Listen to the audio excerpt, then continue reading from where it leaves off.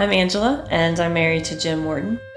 And I was raised in the LDS church and was part of the LDS church until about 11 years ago when God kind of got my attention and shook things up for me.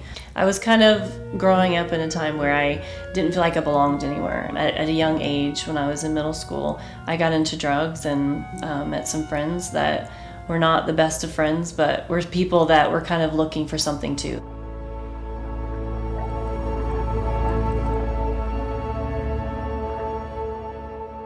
And so I lived that life for many years until I was about junior in high school, and I was raped. And when that happened, it really kind of shook me up, and I realized that instead of escaping and trying to be somebody I wasn't, now I was trapped.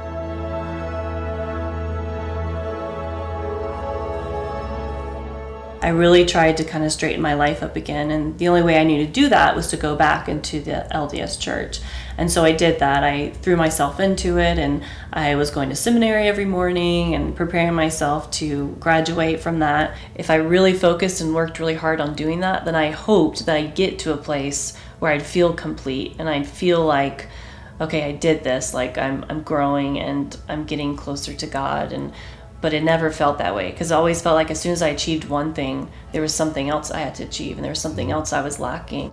And so it caused me to shift from being this awkward person that didn't belong anywhere to confused and overwhelmed. And neither one of those was something I really wanted. And so it started me on this journey of really trying to find truth. And in the meantime, I was working at Target and I met Jim. He was also trying to figure out what he believed and what he wanted to commit himself to. So together we would go to the Mormon church, and then we'd go to some other church, a Baptist church and Pentecostals and RLDS. I mean, we went to all of them, Jehovah's Witness. Like, we went to every church possible because there were a lot in Gainesville. I remember one night we went to a worship service, and in the middle of the worship service, I just felt like this wave of peace just came over me. I was sitting next to Jim, and I was trying to kind of hide myself because I was bawling like a baby, not knowing what this was and thinking, but this is it. And so that night I was in my room, and I was still living with my parents at the time, and I remember just getting down on the floor and putting my face on the floor, and I just sat there for a minute just in the quiet. And then I just said, Jesus, I just want you. Whatever that is or whatever that looks like, that's what I want. I'll follow you wherever you want me to go.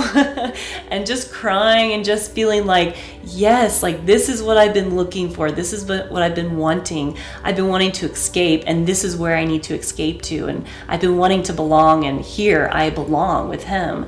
And I remember thinking, though, this is going to cost me. I'm probably gonna leave my family behind. I'm gonna have to walk away from some friendships, and thinking this is really going to cost me. But I felt like a new breath of strength come through me.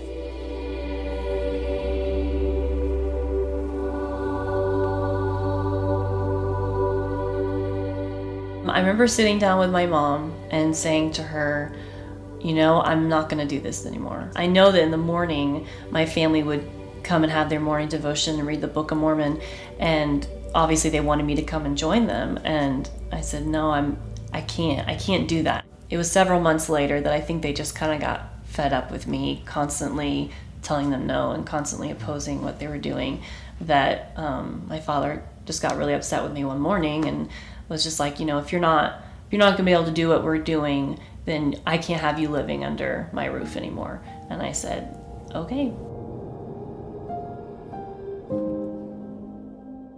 And then when Jim and I got married, I had a couple sisters that came to my wedding, but I had to walk myself down the aisle. And I've lost really good friendships that I had before, and my relationship with my family has never been the same. It's cost me my family, and it's cost me some really good friends.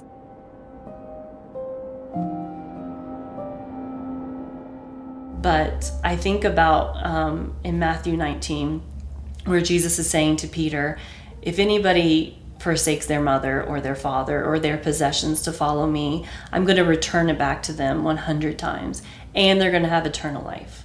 And I think about that, and I hang on to that promise that he is going to bring me what I've lost, and I get to spend eternity with him.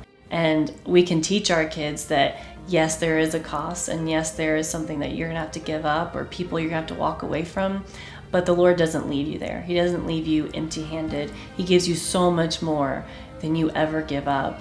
And it's a constant journey that you walk with. We know that he's called us here and that he's gonna fulfill his promises, and we're just gonna keep walking this journey with the Lord and trust him along the way. So it was worth it. It's worth it. The cost is worth it.